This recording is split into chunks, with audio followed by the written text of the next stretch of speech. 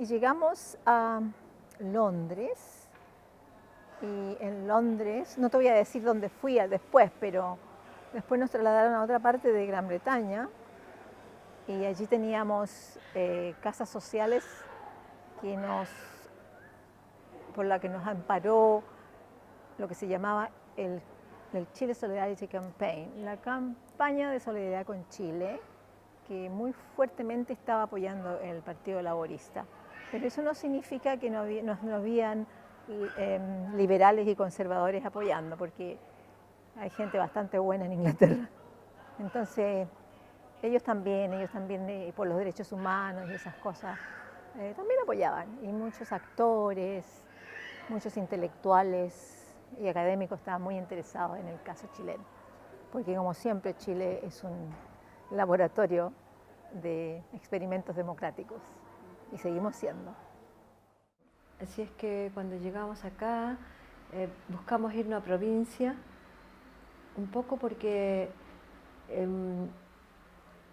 le tenía mucho respeto a esta cuestión de la droga. Ya eso se veía acá en las poblaciones donde podríamos haber ido a vivir. Llegamos a un hotel acá, ¿no? Donde llegaban todos los refugiados. Sí, habían chilenos, paraguayos, uruguayos. Y bueno, la cosa para mí era tener una oportunidad de poder, además de ayudar en todo lo que significaba la solidaridad con lo que allá quedó, tratar de buscar un trabajo relacionado con lo que yo hacía en Chile, ¿no? Pero nos fuimos a provincia, porque aquí te traga esta ciudad tan grande, ¿viste? Y tenía temor por mis hijos. Había visto mucha inseguridad. No, no era bueno para nosotros. Prefería la provincia. Yo vengo de provincia en Chile. Así es que ahí llegamos en el mismo 77. Felizmente encontré un trabajo en enero del 78 y distribuía mi tiempo y mis energías lo mejor que podía entre los trabajos de solidaridad y mi trabajo en el laboratorio. Así es que después llegó Nicolás y llegó Pauli también, que tenía la misma edad de Nicolás. Todo esto, yo tenía otra pareja, no es el padre de mis hijos con el que estoy viviendo ahora. Y bueno, ahí entre que no podías no mostrarle a tus hijos que hay que insertarse en esta realidad, en lo que aquí sucedía. Vivimos la guerra de los mineros, no la guerra, la huelga de los mineros, al mismo tiempo que hacíamos nuestro trabajo de solidaridad con la gente que estaba en Chile. En ese tiempo había un proyecto muy lindo de un cura en uno de los cerros de Valparaíso, y él tenía una escuela así adosado a la parroquia, donde trataba de enseñar, ¿qué te digo?, manualidades a los chicos del área, un sector bastante pobre, ¿no? Así es que tratábamos de colaborar a él monetariamente, y por lo tanto hacíamos nuestros eventos y así se te van los años, ¿no? Mostrando a tus hijos y llevándolos a todos donde pudieran apreciar esa solidaridad que es lo que en realidad nos salva, ¿viste? La solidaridad internacional que se mostraba en cada acto, en cada detalle. Los ingleses tenían acá una campaña de solidaridad con Chile. Y ahí, como te digo, se te fueron los años y los niños fueron creciendo, ellos, qué sé yo, cada uno en lo que les gustaba, ¿no? Y ya pudimos volver a Chile ahí en el 86. Fue el primer viaje. Después mandé a mis hijos. Era carísimo ir y tenías que, de alguna forma, ubicarlo en tu trabajo, porque tenías vacaciones un tiempo limitado y esas vacaciones las repartías con las vacaciones de los niños para... Oye, a lo mejor te estoy lateando con todo esto. No, por favor, ¿qué dices? Entonces tenías que compartir ese tiempo entre las tareas que te digo no podías dejar de lado y al mismo tiempo el trabajo que te sustentaba, porque si no, no tenías para lo otro. Pero eso ha sido más o menos así, en líneas generales lo que ha sido mi vida acá. Al no tener familia directa acá, entre los amigos, no digo que solamente comunistas, sino que de todo el ámbito, MAPU, Izquierda Cristiana, MIR, socialista, logramos unirnos y formar,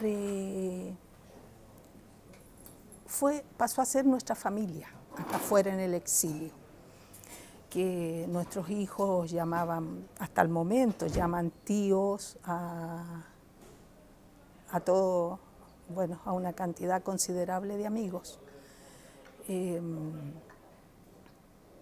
Fue difícil, no fue fácil.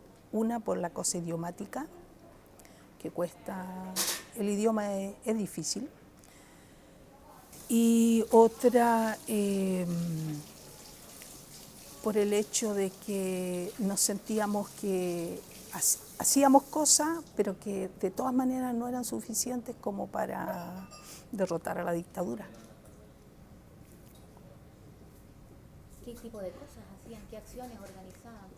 ¿Cuáles eran los objetivos? La mayoría eran manifestaciones, qué sé yo, marcha, entregar documentos hacia la comunidad sueca para que ellos supieran en qué situación estábamos. En todo caso, la comunidad sueca fue muy generoso y muy participaban de nuestras inquietudes, nos apoyaron enormemente. El Venceremos pasó a ser como la canción nacional, porque todo el mundo la cantaba. Ellos vibraban con nuestro proceso y nos ayudaban mucho. El mayor trabajo que hacíamos era tratar de juntar fondos para que fueran enviados a Chile y que la gente que tenía que vivir en forma clandestina pudiera subsistir.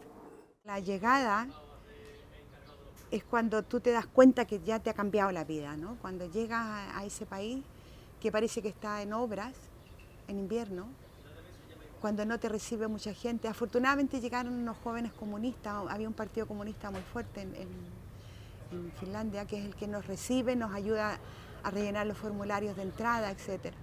Y nos llevan a un campamento que había sido un centro de acogida de jóvenes delincuentes, que estaba muy bien, pero que está muy aislado. Y ahí estuvimos aislados un poco del entorno, a cargo de la Cruz Roja.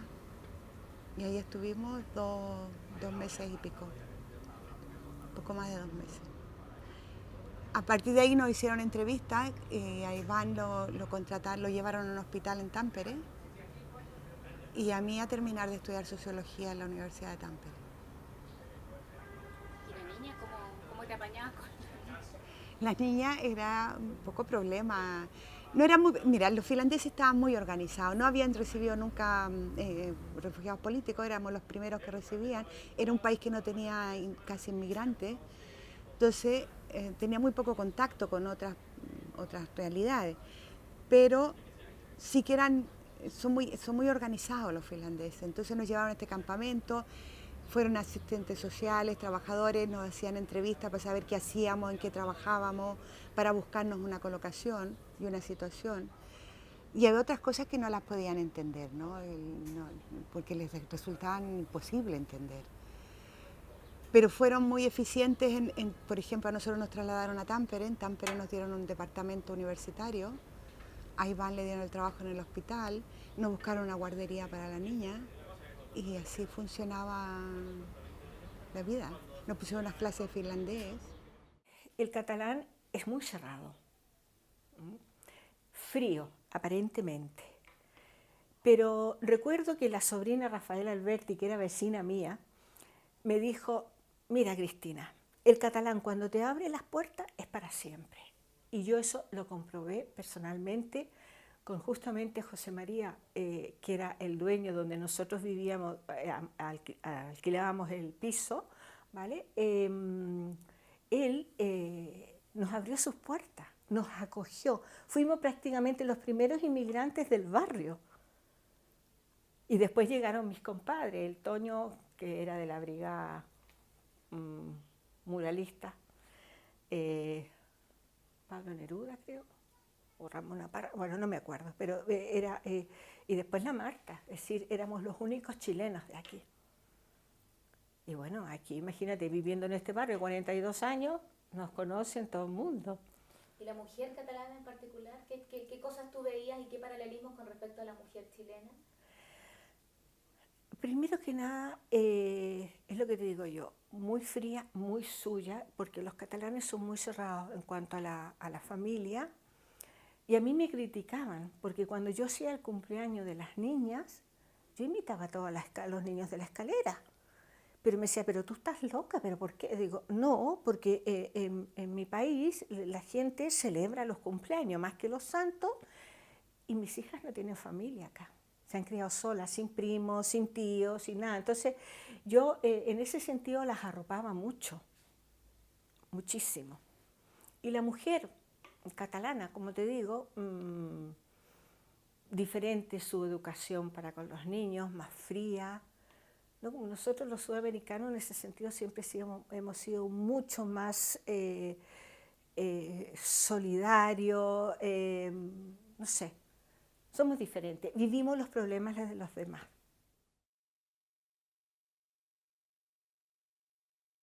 Yo tenía 10 años cuando salí de Chile. Mi papá lo habían tomado preso y así llegó la noticia de que teníamos que viajar.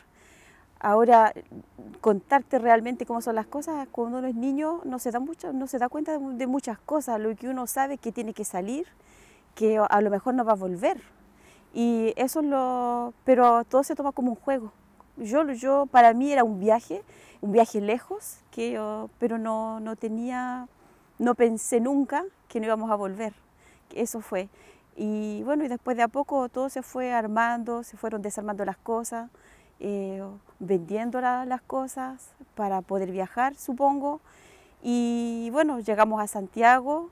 Y todo es como un sueño, es como en la mente de un niño es algo que nunca uno le había pensado, que va a tomar el avión, que va a salir. Y bueno, después el hecho de encontrarse en un avión, llegar a un país donde no conoces el idioma, no conoces a nadie, y es un poco perturbador. 4 hijos, 3 hombres y una mujer. Llegando acá les enseñé primero que nada a cocinar, a lavar su ropa a manito, ¿ya? A zurcirla por si se rompía. Y les expliqué claramente de que nuestra familia, sus amigos y nuestro pueblo estaban sufriendo en Chile, y nuestra labor, la mía, era ganarme el pan para llevarlo a la mesa, pero también denunciar lo que estaba pasando en Chile, y la de ellos estudiar, ese era su trabajo, y participar en todas las actividades que nosotros hacíamos. Y mis hijos salieron gente con ideas muy progresistas, muy feministas. Yo tengo hijos que no van a ir, aunque estén solos, a ir simplemente a tener una relación con una mujer, porque según ellos eso sería usar a una compañera, ¿ya? Eso no se puede hacer, ¿ya? Ni siquiera por eso, ¿ya? O sea, ellos van a respetar a las compañeras, si mujeres sean ellas de izquierda o de derecha, no, una mujer se respeta. Es lo que les enseñé. Y mis hijos aprendieron solos y se criaron solos. Y si ellos me dicen hoy en día, mamá, nosotros éramos hijos que se criaron solos, hijos de una mujer sola. Y aquí cuando habían problemas con la juventud decían, eso es porque eran madres solas y porque estaban viviendo de la seguridad social, qué sé yo, y me dicen, pero mamá, nosotros vivimos solos, usted andaba todo el día trabajando, militando, y nos criamos solos y no salimos ni delincuentes ni nada. Y no le echen la culpa a la mujer que está sola, no, ese es un problema de la sociedad, no es el problema de la madre sola, ¿ya? Así que no tuve problemas como enseñar y criar a mis hijos, hasta el día de hoy. Bueno, llegué a Francia en diciembre del 83, tenía 5 años. No me acuerdo para nada de la salida de Chile. No me acuerdo haber tomado el avión, solamente haber aterrizado aquí en Francia y que todo el mundo estaba aplaudiendo. Eso sí me acuerdo, y después me acuerdo, llegamos el 23 de diciembre, no me acuerdo Pascua, no me acuerdo nada, me acuerdo solamente entrar a la escuela, porque tenía obligatoriamente que ir a la escuela. Fui a la escuela donde no hablaba ningún idioma, no hablaba francés, ir a la escuela con gente que no conocía, en un país que no conocía. No voy a decir que fue duro porque no me acuerdo, solo me acuerdo de una niñita chica que me vino a ver el segundo día, que me empezó a hablar en francés, a decir cosas. Esto se llamaba une main, le empecé a repetir mano. Y esa niñita se llamaba Sandrine. Y esa niñita me dio bases para hablar el francés y empezar a comunicar con la gente en realidad. Y después, lo que es ser hijo de inmigrante es también cuando uno va a la escuela y que los profesores les dicen a los padres, su hija es muy bien, porque eso me acuerdo que le dijeron a mi mamá, habla bien, trabaja bien, pero nunca va a ser primera de la clase, porque llegó a Francia hace poco tiempo, que no habla francés, nunca va a ser la primera de la clase. Esas son cosas que se quedan en la cabeza y que ahora también es un poco duro porque uno tiene que seguir luchando para para demostrar a la gente que uno no es hijo de inmigrante, es una persona que ahora se está construyendo, que vive en Francia y que puede hacer cosas más fuertes también. Y lo que dijeron en delante también fue que yo no soy francesa, no soy chilena. Cuando voy a Chile me tratan de gringa. Aquí en Francia soy francesa, pero me dicen tú, pero no es francesa, se ve en tu cara, ¿de dónde vienes? Entonces hoy día yo puedo decir solamente que soy un ciudadano del mundo, pero con una raíz en Francia, porque bueno, hace 35 años que estoy aquí, pero tengo igual mis raíces en Chile. Tengo Chile en mi corazón. Cuando hago cosas con mi mamá, con todo lo que las asociaciones que hay aquí en Chile, en Francia, es para Chile. Y bueno, esa es una cosa que queda en el corazón en realidad. De niña no tengo memorias de Chile, entonces toda mi memoria es como mi idea de Chile de chiquitita fue a través de las cosas que me contaron mi mamá y papá. Íbamos ¿Qué te contaban? Sí, bueno. No tanto en el sentido que me contaban así cómo era Chile, porque me llevaban a muchas reuniones y había un grupo que se llama Chile Solidarity Campaign. Entonces la comunidad se unió mucho alrededor de eventos, que eran eventos solidarios. Entonces me tocaba ir y como dentro de esos espacios uno absorbía toda la información de lo que estaba pasando en Chile. Pero también habían como de las dos cosas. Estaba consciente de lo que estaba pasando en Chile, como desde chiquitita, pero también el aspecto cultural, porque yo conocía a canciones de Inti Illimani, de Quilapayún. Mi papá era parte de un grupo de música que se llama Caliche. Entonces ellos iban a las universidades, tocaban música, hacían muchos eventos solidarios y me tocaba ir con ellos. Entonces también yo creo que a lo mejor creció una idea un poco nostálgica de cómo es Chile, por la música, la poesía, pero también por el otro lado las imágenes de la violencia, de lo que estaba pasando. Entonces yo sentí que me sentí very conflicted como chiquitita, porque tener esta imagen de una persona que está matando a gente, y tú lo puedes ver en muchos de los dibujos, creo que de los niños que llegaron. Yo me recuerdo dibujar, cómo puedo matar a Pinochet, jugamos eso cuando éramos chicos, estaba muy consciente en la forma en que jugamos como niños. La presión desde la sociedad, he encontrado yo al llegar aquí, que era, tienes que ser noruega. Tienes que ser noruega. Entonces, para ser noruega tienes que olvidarte de tu otra parte. Y mientras que en casa era, no, mira, aquí vamos a mantener el idioma, tú vas a hablar en español, afuera puedes hablar noruego, aquí vas a hablar en español, aquí te vamos a enseñar a bailar cueca y vas a comer empanadas y aquí vamos a escuchar los discursos de Salvador Allende cada 11 de septiembre y aquí vamos. Entonces, esta cosa de la cultura muy fuerte y de la responsabilidad cívica y de comprender de dónde veníamos y de comprender la lucha, entonces, era súper importante en el hogar. Y yo no tenía ganas de abandonar eso, porque eso me daba estabilidad, me daba seguridad. Pero por el otro lado, sentía el rechazo, ¿no? O sea, no puedo ser yo, no puedo traer todas mis cosas porque tengo que ser noruega. ¿Y qué significa ser noruega? ¿Ser rubia de ojos azules? Bueno, eso no lo soy yo. ¿Hablar en noruego? Sí, fantástico, yo lo hablo muy bien. Soy parte de organizaciones, soy parte de la cultura, tengo mis amigos acá, voy a la escuela, pero algo faltaba, ¿no? Entonces ahí cuando eres adolescente y estás buscando tu identidad, de dónde soy, porque ya también mi español ya era medio extraño, no sonaba totalmente chileno, decía palabras extrañas, no podía decir, ¿qué otra palabra? Ir a Razabal, cosas así pequeñas, por ejemplo, no me salían bien. Entonces se iba borrando un poco la memoria. Se iba borrando la memoria y esta nueva memoria que estaba creando no me estaba gustando. Esto de asimilarme a una cultura que no me pertenecía. En lugar de integrarme, ¿no? Porque la integración se supone que son las dos culturas en una y creas tu propia cosa. Y para poder hacer eso, después de la enseñanza media, que sería la secundaria, opté por irme de Noruega y me fui a vivir a Londres. Y en La Habana nosotros estuvimos 10 meses. El gobierno cubano habilitó el Hotel Presidente para los exiliados políticos chilenos.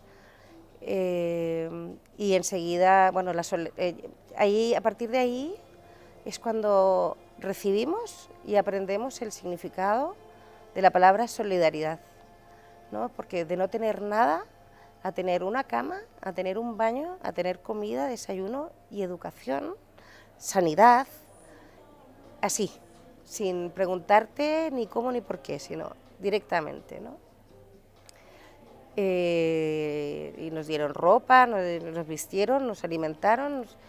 Y esa fue la llegada a Cuba y el tener que aprender a vivir con la ausencia, ¿no? De la ausencia de tus seres queridos, ¿no? Y ahí empiezan, con 6 años yo empecé a vivir ya las pérdidas, ¿no? La pérdida de la familia, que es lo más importante, la pérdida de los amigos. Cuando tú estás recién creando tu red de amigos, es cuando se te destruye. La red de la patria, ¿no? La cultura, no, por la patria no me gusta, pero sí, sí, ¿no? Tu idioma, ¿no? Tu idioma, tu cultura, tu lenguaje, ¿no? Tu forma de comunicarte. Llegas a aprender todo de nuevo, ¿no? Y a rehacer tu vida con lo que tienes, ¿no? y salir adelante. Y mi madre ahí salió, nos sacó adelante a los tres. Lo que recuerdo de Cuba era que pasábamos enfermos. O sea, lo que tú normalmente pasas cuando eres pequeño, pasas la varicela, el sarampión, lo vas pasando en etapas. Nosotros las pasamos todas en ese corto periodo de tiempo, de 10 meses. Y además, normalmente era yo la que me enfermaba y yo iba contagiando a todos los demás, ¿no? Entonces, al final ya lo que hacían era juntarnos a todos para que todos los pasásemos juntos y así todo el mundo infectado y no había que andar con sustos, ¿no? Así, todo el mundo así, sí, sí. ¿Teníais bajas las defensas de tanta tristeza? Sí, no. Mi madre me contaba que me ponían a dibujar, yo dibujaba con un lápiz negro, rayas, ¿no? Rayas. No era capaz de dibujar con colores, sino que era con rabia, ¿no? No es como hoy que todos son obstáculos para que una persona pueda hacer su proyecto de vida profesional y que no haya una ruptura tan bestia entre lo que tú hacías en tu país de origen y el país de acogida. O sea, yo trabajo con mujeres que en sus países de origen son profesionales y cuando vienen, en este caso aquí a España, pues pasan a lo último de la escala social, tienen que trabajar como en lo que encuentran mayormente trabajo, que es en cuidado de tercera edad o limpiando casas. Esta es una situación que es muy frustrante y que causa muchísimo dolor en las personas exiliadas, ¿no? Porque es como a nivel de identidad y de recuperación de las vivencias traumáticas, pues hay como una sensación de no ser valorada y de no tener oportunidades de poder tener un rol similar al que tú tenías en tu país de origen o para lo que tú has estado esforzándote, preparándote y trabajando en tu vida anterior. Sí, entonces decía, ¿y tus padres cómo se toman esta cosa de que se va prolongando? Sí, bueno, ellos creo que vivían muy pendientes de todo lo que estaba pasando en Chile, con mucha angustia. Yo creo que nunca más volvieron a estar, nunca pudieron desconectarse de Chile y de todo lo que habían vivido. La recuperación de ellos podían, digamos, funcionar a nivel de trabajo o de la familia, solo por el hecho de que Venezuela dio una buena acogida. Pero en el caso de mis padres, vivir situaciones tan duras, tan complejas como un exilio, cuando una pareja, esto puede unir a una pareja o puede separarla, porque aguantar tanto estrés juntos, eso, o te une o te separan. En el caso de mis padres se separaron porque además mi hermano pequeño sufrió un cáncer bastante grave que tenía 10 años y esto fue algo pues que aún impactó más en lo que fue el sufrimiento de la familia y la pareja en este caso no aguantó. Al final ellos terminaron cada uno haciendo su vida por su lado en Venezuela porque todavía no se daban las condiciones para regresar a Chile. Cuando estudiaba Derecho tenía muy estructurado que yo, así se lo vendía a mi marido, recuerdo que le decía, cuando tenga 50 me dedicaré a los derechos humanos. Primero voy a posicionarme, a los 50 años solo voy a hacer derechos humanos. Y el otro día me lo recordaba, me lo sacaba en cara y me dice, tú me has mentido. Tú has empezado a los 30 y pico ya activista de los derechos humanos. Y bueno, es que uno lo lleva en la sangre. Y eso hace que te muevas en esa esfera, ¿no? Va marcando, ¿no? Cuando sale todo el movimiento de lo que es el tema de las viviendas, entonces la problemática española que ha habido con el tema de las viviendas. El otro día, justo hace unas semanas, se lo explicaba a una clienta, ¿no? Que me decía, ¿y tú por qué te has dedicado a esto, no? Y digo, bueno, pues porque lo que yo he vivido no ha sido un desahucio de una casa, sino un desahucio de un país, ¿no? Que te desahucien de tu país, y esto hace que te marque todo, ¿no? Porque ya no es que pierdas tu casa, sino que pierdes absolutamente, te despojan absolutamente de todo, solo por pensar distinto, por tener unas ideas políticas diferentes, ¿no? Teníamos que irnos nosotros y Óscar no le daban el salvoconducto. Así que fue así un poco brusco. O sea, ¿te fuiste tú primero a México con los niños? Con los niños. Con los niños, ese avión lo mandó el gobierno mexicano para los técnicos mexicanos que había en Chile, y para la familia Allende y alguna otra gente, poca. Bueno, y entre esos nos encontrábamos nosotros,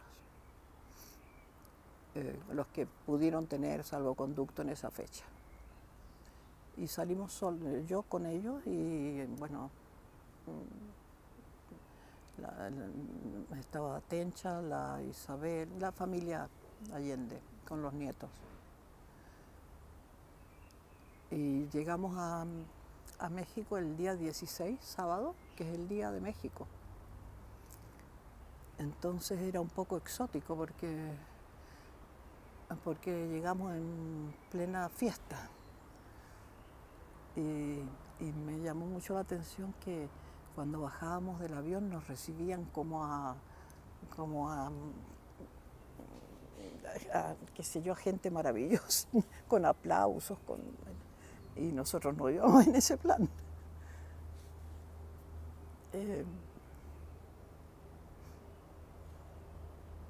La Tencha salió vestida de amarillo, porque era el vestido que andaba trayendo puesto. O sea, era lo más inadecuado de todo.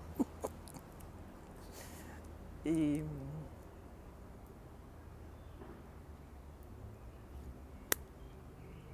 al hotel,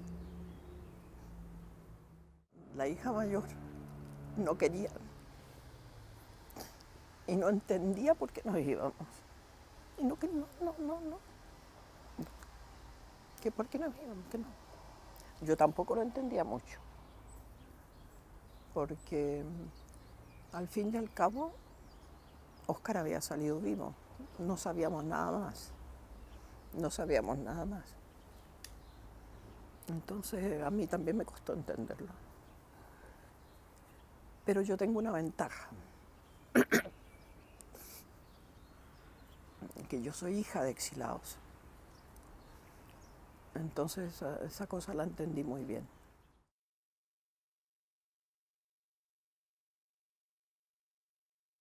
Que mi hermano mayor fue desaparecido desde el año 76 y que está desaparecido, yo había pensado seguir trabajando en clandestinidad, a pesar que ya llevaba 10 años trabajando en Chile en la clandestinidad, pero yo me iba a la clandestinidad definitivamente dejando a mis hijos a cargo de mi madre.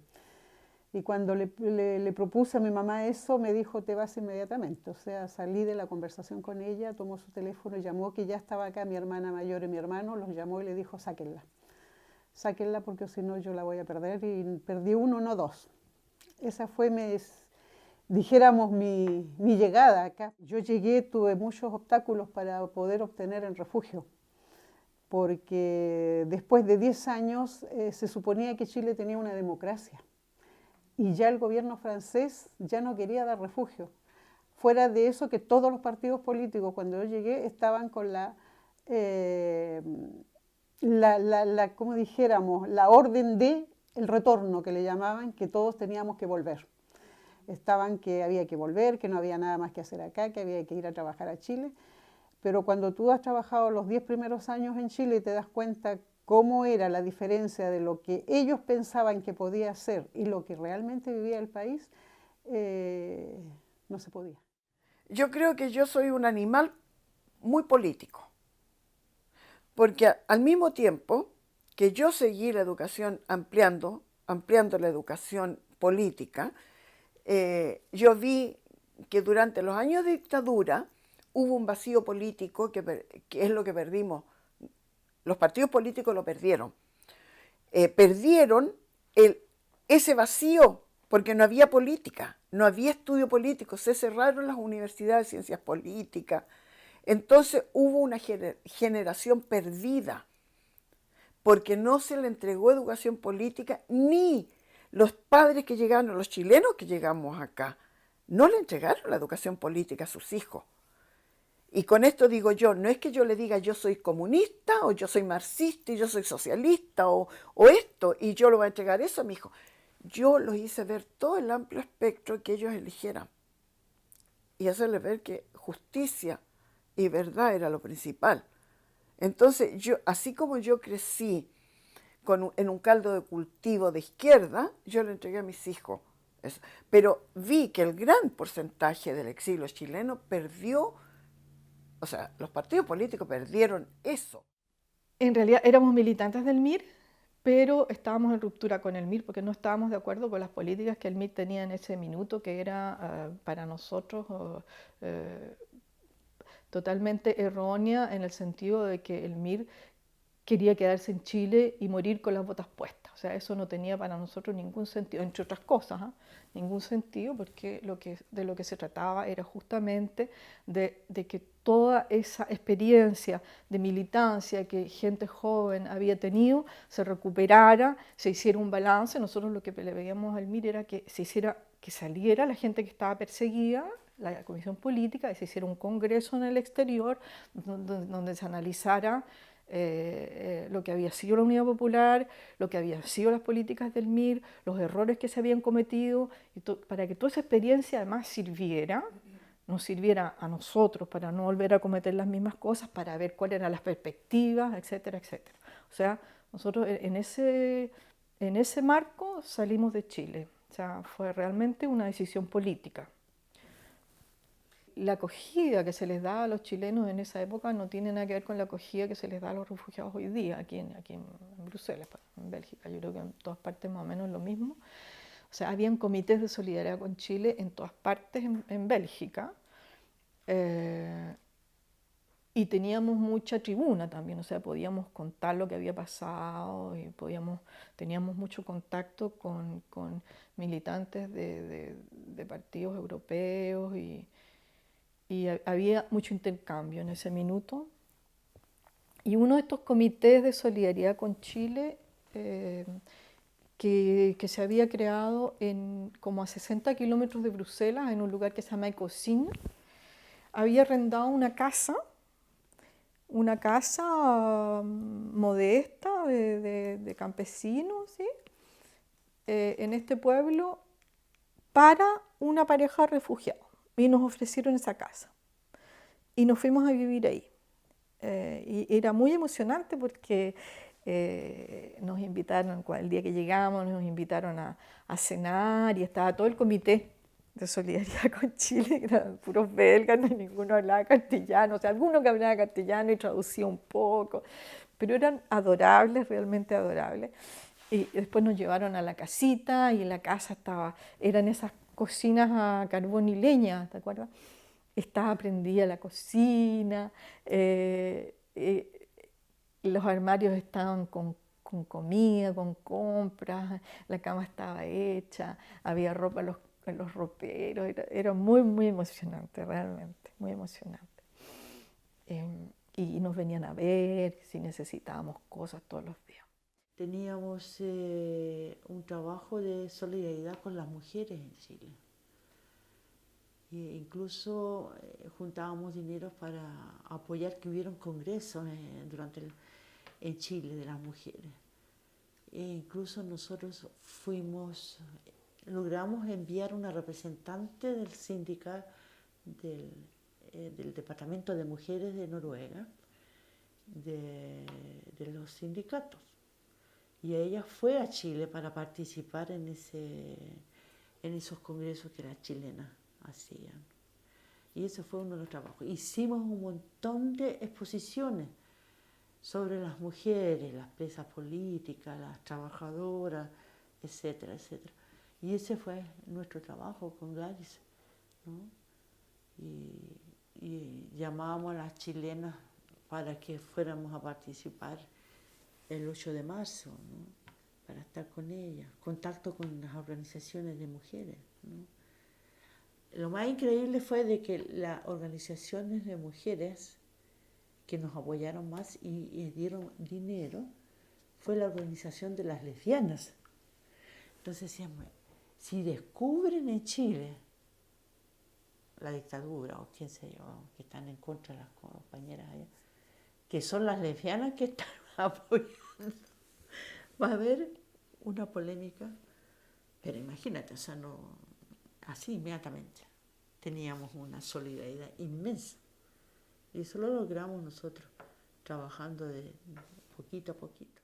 Las mujeres chilenas, nosotros creamos aquí una asociación de mujeres chilenas, que éramos todas las exiliadas, y esas mujeres hicimos un gran trabajo de activismo político, acciones, y el grupo se llamaba Tralún, y era un grupo de mujeres chilenas donde había juezas, abogadas, profesoras, médicos, y dueñas de casas también, y gente obrera y estudiantes y todas mujeres. Entonces, todas veníamos no todas eran de la militancia, pero todas de una u otra forma estaban viviendo aquí en España porque la vida en Chile se había tornado dificilísima. Y nos unía esta historia de que teníamos muy claro que había que hacer cosas por Chile. Y lo estuvimos haciendo como vínculo con nuestros partidos políticos y además con el grupo de mujeres, que los partidos nunca se metieran y nunca los dejamos que se metieran en los temas que manejaba el Tralún, que eran la igualdad, que era, qué sé yo, bueno, una serie de temas que aquí en España nunca se habían tocado. Nunca se habían tocado porque ellos acababan de salir, hacía 1 o 2 años habían salido de Franco, habían tenido un pequeño periodo de transición en el cual el problema de las mujeres es que ni se hablaba, ni siquiera se hablaba. Primero había que intentar volver a un cauce más determinado, o sea, no volver a tener otra dictadura. El tema era democratizar España en el sentido de tener un gobierno elegido por elecciones libres y directas, bueno, lo que se tiene ahora, lo que en definitiva se logró. Pero las mujeres en aquella época aquí eran un problema muy secundario, pero muy secundario. O sea, que eran como los problemas de la dueña de casa aquí no caben. Pero se aprobó la legislación del divorcio en el 81. Sí, ¿no? Sí, pero eso no era un problema femenino exclusivo, ese era un problema social más o menos grave, porque había muchas peleas, muchos litigios y mucha violencia intrafamiliar. Entonces, por eso se tuvo que aprobar la ley de divorcio para poder separar a esta gente, porque estos tenían una losa cristiana puesta encima, por lo cual se negaban y era muy difícil pensar que la gente pudiera divorciarse. O sea, había mucha gente que aguantaba lo que fuera con tal de no llegar al divorcio, que además no había. Yo soy, desde nacimiento, puedo decirlo, por mis padres, profundamente de izquierda. Pero nunca milité. Me dijeron muchas veces que militara, pero yo puse la siguiente objeción. Primero, yo trabajaba. Y cuando uno se dedica a una causa, tiene que serlo a 100%. Y yo no me sentía con la capacidad de darme por entera, y de una parte tenía la responsabilidad de mis alumnos, después cuando me casé tenía la responsabilidad de mis hijos. Ya el padre casi no pasaba en casa, entre las reuniones de trabajo, la reunión política y la reunión sindical, así que imagínate. ¿Quién se iba a ocupar de los hijos? Pero yo soy profundamente de izquierda y muy asímil al Partido Comunista. Nunca he dejado de votar que por el Partido Comunista. Eso yo lo digo sin tener ninguna, porque no tengo ninguna vergüenza de declarar lo que soy. Y además de comunista, allendista a muerte. Bueno, los hijos, cuando llegó Ivancito, formaron un grupo, y ellos participaron en el grupo folclórico, los 3, y Tomás, el último, en el grupo de Víctor, bueno, los dos grupos se llamaban Víctor Jara, pero había uno netamente folclórico y el otro con canciones de protesta. Entonces Tomás participó en esos grupos y después ellos crearon un propio grupo, los dos hijos, el Puelche, y empezaron a cantar las canciones de los poemas de mi marido. El hijo menor Tomás le puso la música y adaptaron las poesías de su padre para el grupo Puelche. Ellos entonces participábamos en todas las tardes o las manifestaciones que se hacían en favor de Chile. Desde que nosotros llegamos el primer año, participamos con el Secours Populaire francés para enviar un barco antes de Navidad a Chile con ropa, útiles escolares. Esa fue la primera manifestación que hicimos aquí en Francia. Y después de ahí mi marido ingresó al Secours Populaire para participar en todas las actividades de este organismo.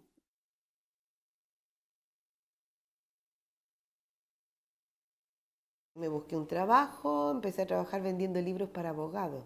Mira qué cosa más rara.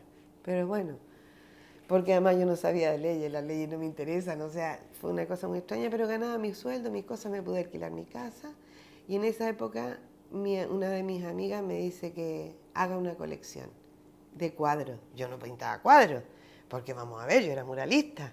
O sea, ¿cómo iba a pintar cuadros? Los cuadros son unas cosas así, como mucho así, o aunque sean grandes, pero no es una pared, ni tampoco es algo efímero, es como para siempre. Y entonces yo no pintaba cuadros, no era mi rollo, y era además, no pinto cuadros, ¿no? Entonces, pero esta amiga me dice, para un 8 de marzo, me lo pide, me dice, mira, te lo pido como militante feminista y quiero que hagas una colección y que hagas una exposición para el 8 de marzo. Y me quedo así, me quedan todos los pelos, se me pararon los pelos y digo, venga, pues las mujeres voy a hacer una colección de cuadros. Y hice mi primera colección de cuadros que se llamó Silencios Rotos. Y de ahí ya empezó, digo, nada, yo ya lo de trabajar con abogados no pegaba para nada, así que nada, me voy a meter ya mejor a trabajar con los míos. Entonces hablé con un asistente social, le expliqué mi vida y le dije que tenía los 3 niños, necesitaba trabajar y que yo ofrecía un taller de pintura en tela con un mural al final. Y que me daba igual el perfil, pero que fueran mujeres. Ese fue lo único que le pedí a mi asistente social de mi barrio. O sea, yo seguí el protocolo normal de una ciudad evolucionada. Llegué y bueno, pues esta muchacha me hizo contacto con este barrio, el barrio de la Alameda, donde era un caos total, estaba empezando el SIDA, era la zona donde se vendía la droga, había prostitución, o sea, era una zona muy conflictiva y muy mala. Nadie quería trabajar aquí, con nadie. Y a mí me tocó trabajar con las mujeres prostitutas que se querían salir de la prostitución. O mujeres que tenían SIDA, que estaban alcoholizadas, que estaban enganchadas a la heroína, a la cocaína y a todas las ginas. O sea, lo que tira la ola, donde sencillamente nadie quiere trabajar con ellas. Pues digo, mira, pues bien, a mí yo no tengo problema. Entonces les enseñé a pintar. Y fue muy bonito ese trabajo, porque las mujeres que se estaban muriendo aprendieron a pintar antes de morirse, ¿sabes? Y eso para ellas fue increíble, les dio vida. El tiempo de vida que tuvieron fue un tiempo de vida bonito. Y luego después terminamos con un mural en el barrio, en la Alameda. Y eso ya fue el broche que les puso aquí, ya ellas eran las reinas del barrio, no por la prostitución, sino que porque habían hecho una pintura, un mural inmenso en la Alameda, en su barrio, ¿no? Y ahí pintaron las abuelas, las tías, pintó todo el mundo. O sea, ellas ahí fueron personas y fue la adaptación a nuestra sociedad. Se adaptaron desde la pintura. Y fue muy bonito y entonces digo, mira, pues yo quiero seguir trabajando en esto. Entonces fui a los distintos barrios, ya fui al ayuntamiento, propuse en el ayuntamiento. En ese momento se inició la delegación de la mujer del ayuntamiento, se se dieron las condiciones y se puso una delegación de la mujer del ayuntamiento. Entonces yo les propuse pues, trabajar en los barrios para conseguir mujeres, para poder trabajar con ellas, porque teníamos de todo, teníamos dinero, ordenadores, personal, de todo, pero no había mujeres para trabajar en los barrios, porque estaba la iglesia en los barrios y del ayuntamiento estaban los servicios sociales. Entonces al estar estas dos organizaciones, pues no se podía acceder a las mujeres en los barrios. Pero yo con mi taller de pintura en tela, donde puedes pintar ropa, manteles, cortinas, todo lo de la casa, camisetas para tus niños, era divertido. Pues ahí sí, llegué a los barrios, cada barrio, tuve grupos de mujeres, las mujeres se engancharon, esas mujeres trajeron a sus amigas y al final conseguí hacer de cada barrio una asociación de mujeres que alquilaban un piso de su barrio, porque la delegación de la mujer podía pagar todo eso en ese momento, y ellas se independizaban. El hombre lo vive siempre en forma más política, lo vive intensamente, porque sigue la lucha desde afuera. En cambio, uno queda como más postergada, digamos, en ese sentido, porque siempre sigue, digamos, el rol de madre, esposa y como trabajadora también, porque ambos, a Dios gracias, encontramos de inmediato trabajo y tuvimos que estar en lo profesional, como padres y bueno, y como militantes también, viendo para cómo se podía aportar ayuda desde acá hacia la gente que uno había dejado detrás y ver si esa gente realmente era ellos que recibían la ayuda o no, porque nosotros quedábamos siempre en la incógnita que había un trabajo hecho, pero no sabíamos con certitud si la ayuda que se había enviado iba directamente a las personas para quien se le había hecho el envío.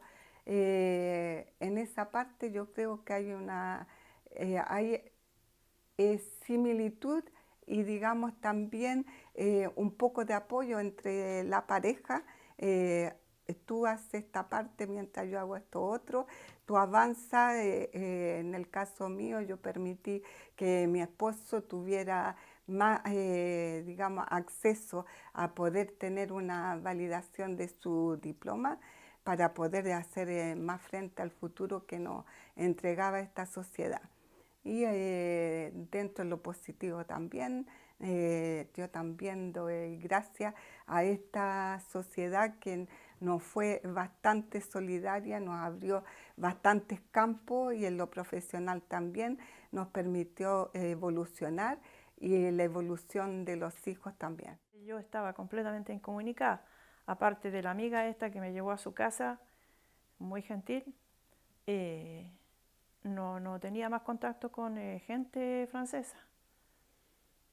¿Y los niños? ¿Cómo fue el proceso que hiciste con ellos? ¿Los escolarizaste? Sí, Principio, sí. ¿cómo fue ese proceso como madre, no? Sí, al principio uno de los chicos empezó a ir a la escuela, justo una escuelita al frente que estaba, empezó a ir. Entonces cuando ya mi marido llegó, ya lo sacamos de ahí y bueno, y volvimos, andamos de un lado a otro. No fue como cuando llegó todo el grupo de chilenos que llegaron a un foyer y ahí estuvieron todos. Y entonces después, yo anduve dando botes por todos lados, como se dice en chileno.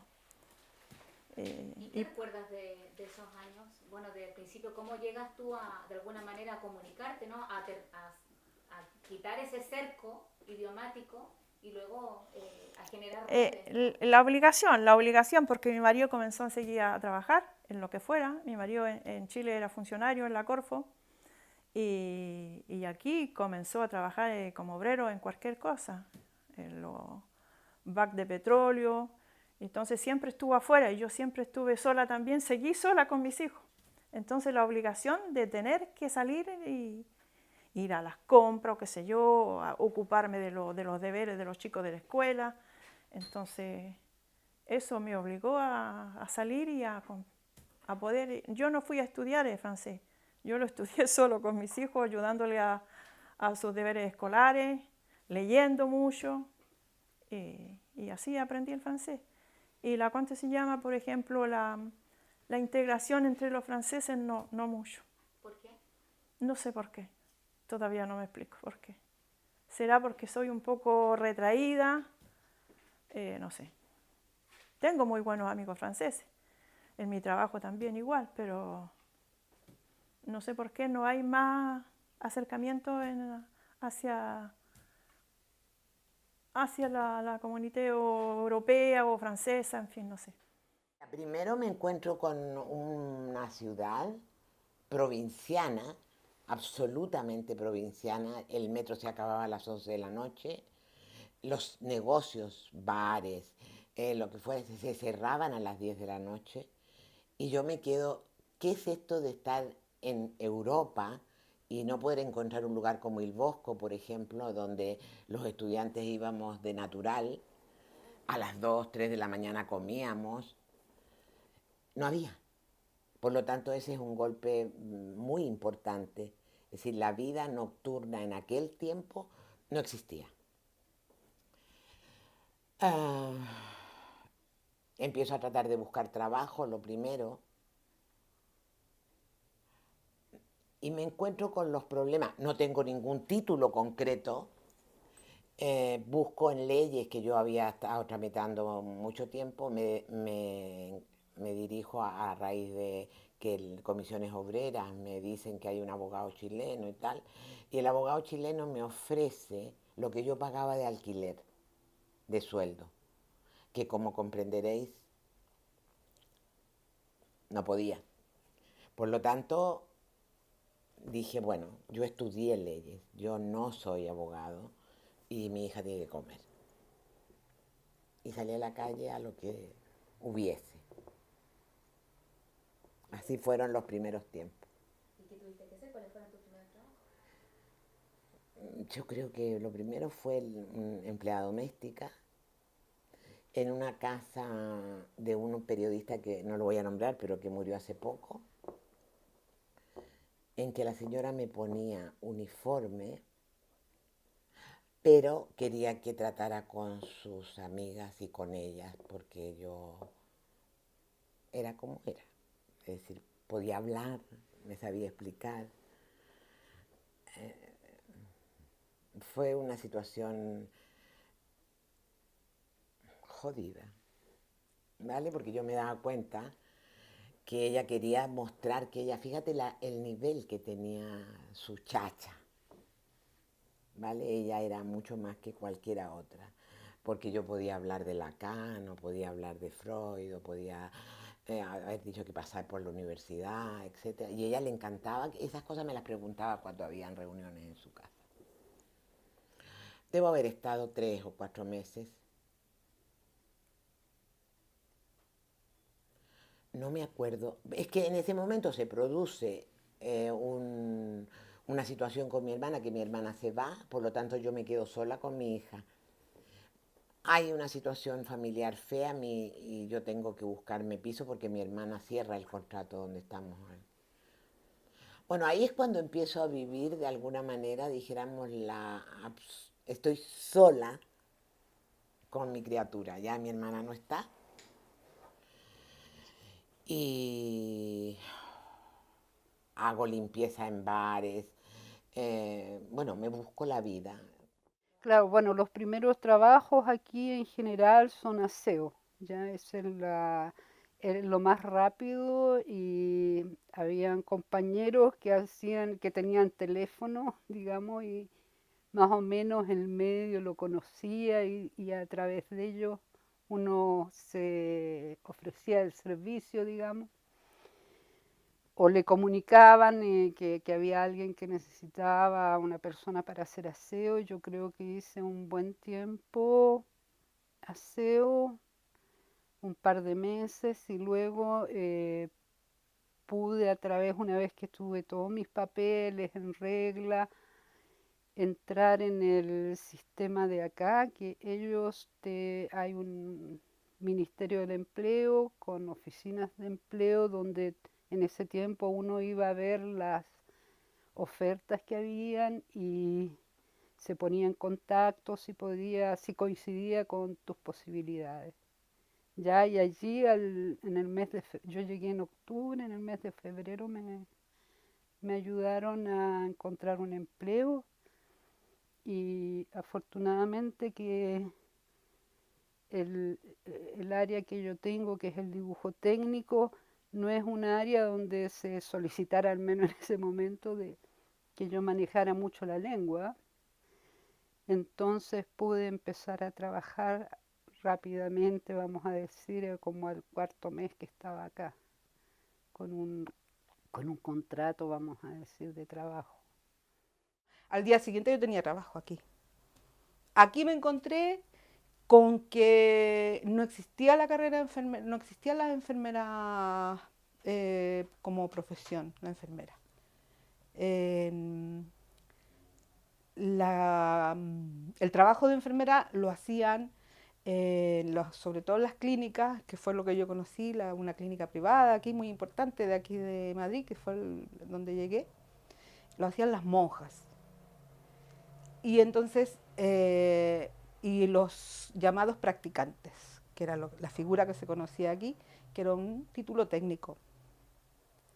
Entonces yo con mi titulito universitario aquí no hice nada, no podía hacer nada porque no existía nada de eso. Sin embargo, en esta clínica el empresario era un visionario y decidió hacer la clínica más moderna de España y trajo aparatos como la resonancia magnética de ahora, pero antes se llamaba TAC de otra manera, y profesionales. Entonces él se enteró que en Chile, en Uruguay, eran las mejores profesionales de enfermería, las que mejor se formaban. Por tanto, trajo sobre todo a personal chileno. Y abrió una unidad de vigilancia intensiva, una UTI en Chile. Y ahí nos juntamos, entonces por esas circunstancias, la mayoría éramos personas chilenas, médicos. No sé si puedo nombrar por sí. Bueno, pues el jefe de la UBI era Oscar Soto, como Cacho Soto, que había sido el médico de Allende. Y estábamos algunas enfermeras, también chilenas, y uruguayas y argentinas. Y éramos las que llevábamos todo el peso. Y realmente estuve 11 años allí trabajando y una experiencia muy bonita. Sin embargo, siempre sin poder solucionar el problema del título. A los años salió una convalidación que me obligaron a convalidar el título universitario, pero lo tuve que convalidar a un título técnico. Entonces mi carrera universitaria la pasaron a un título técnico y estaba ofendidísima. Entonces pasé a ser ATS, que quiere decir ayudante técnico sanitario.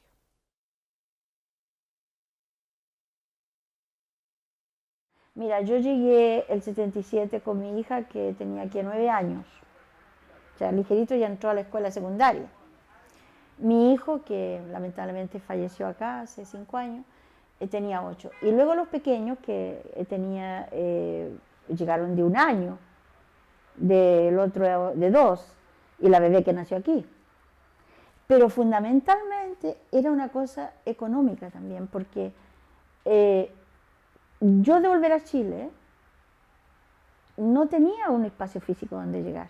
Chile no es aquí que tú puedas, ahora no está bien la situación social, de ayuda social, pero en ese tiempo tú podías ir al campo y podías decir y tenías la posibilidad de que te dieran por lo menos una casita, una ruquita donde vivir. Ella tú no valgo en decir, oiga, ¿sabes? Ya volví, deme donde vivir. No, esa cosa. Y segundo, ya los niños crecen y ya tienen su vida acá y ellos son chilenos de corazón, pero yo me demoré prácticamente más de 10 años en visitar Chile, porque me negaba rotundamente a ir a la embajada a pedir pasaporte. Una tontería, una cosa ideal, romántica, lo que tú quieras. Lo más terrible es que también nunca quise ser británica, porque yo no soy británica, soy chilena, pero yo no quiero ir a la embajada a recuperar mi pasaporte porque me echaron, yo ahora me echo sola. esa cosa que uno tenía, ¿no? Entonces, ya no, pues ya creces en tu casa, entonces uno tiene que pensar, bueno, ¿dónde vas a estar? Aquí con tus hijos, tus nietos, vas creando raíces. O a un lugar donde, bueno, tienes tus compañeros nomás, los pocos que quedaron, la mayoría de los compañeros de antes ya no están, o no existen, o sencillamente están en otros países e incluso han perdido contacto con ellos, de los compañeros que fueron los compañeros de aquel tiempo. Y por eso es un... Yo una vez le hablé a los hijos míos, ¿no? que si para ellos hablarles de Chile y de la vivir era... Porque no tenían abuelo, no tenían abuela. Es diferente cuando tú tienes primos y tíos y abuelos que te escriben y que tú les muestras fotos y que no sé qué, hay una cosa. Yo no tenía nada. Otras personas se quedaron también por la cosa económica, o sea, otras personas se quedaron, a pesar que tenían mucha familia, pero aquí trabajaban, aquí tenían espacio para trabajar, así fuera haciendo aseo. Otra gente chilena tuvo muy buenos trabajos y tiene muy buenos trabajos. Y en Chile iban a volver otra vez a empezar de cero, ya después de 10 años, ya no era la jovencita de cuando saliste. Ya la cosa es difícil, ¿no? Y algunos afortunadamente pudieron arreglarse y volver bien y todo, ¿no? Y están contentos en Chile. Te crea un conflicto, porque uno al principio se siente como traidora. Porque yo a los 6, 8 meses que estaba aquí me di cuenta que ya no iba a poder volver en 6 meses, que iba a volver... Si volví alguna vez iba a ser más largo plazo. Yo pensé que cuando los grandes, por ejemplo, terminaran un poco la secundaria y los chicos van a entrar a la secundaria, yo podía hacer mi vida. Pero no pasó así. No tenía los recursos como para irme para allá con 3 niños. Entonces al final otros, como te digo, hicieron nuevas parejas acá. Idealmente sí iban a lo mejor a acompañar a Chile, pero no se daban las condiciones en Chile porque de todas maneras primero la dictadura, luego cuando salió Pinochet, igual la misma cosa, que una cosa es visitar Chile, que es hermoso, la gente y todo, pero otra cosa es ir a vivir, a ganarse los porotos allá, no es, a no ser que vas con un trabajo desde acá, no veo cómo. Cuando fue la apertura democrática, ahí vinimos con Pablo y con Gunnar. Y yo ahí me di cuenta que yo no estaba bien para incorporarme a Chile. Andaba viendo, ¿cómo se llama? Fantasmas en todas partes. Además porque nos tocó días donde había mucha represión, sirenas, helicópteros, qué sé yo. Estoy hablando del año 89, parece. Habían elecciones y cuando yo me vi que nosotros no éramos alternativa, nosotros la izquierda revolucionaria no éramos alternativa, yo dije, ya no olvides, ¿sabes qué más? Cambia y fuera. Anda a terminar tu carrera, dedícate a tu familia y ves los pueblos que vas a hacer. ¿Ya? Y vine aquí, porque iba a pura machucar el bombillo a la universidad nomás, porque yo tenía que hacer política. Y además, paralelo a esto, trabajar en contra del racismo aquí en Noruega, ¿ya? Creando organizaciones. ¿Ya? Incluso fui dirigente de todos los estudiantes industriales, porque yo estudiaba en una escuela, estuve estudiando en una escuela industrial, porque yo me tenía que proletarizar para poder llegar a hacer un trabajo de masa. Y me enfermé, me operaron y no pude seguir estudiando. ¿Ya? Pero después cuando volvimos de Chile empecé a estudiar, empecé a trabajar en jardines, a estudiar para educadora de párvulos y de vuelta dije ya, todo de nuevo. Y viene la guerra de Bosnia. Y cuando viene la guerra de Bosnia,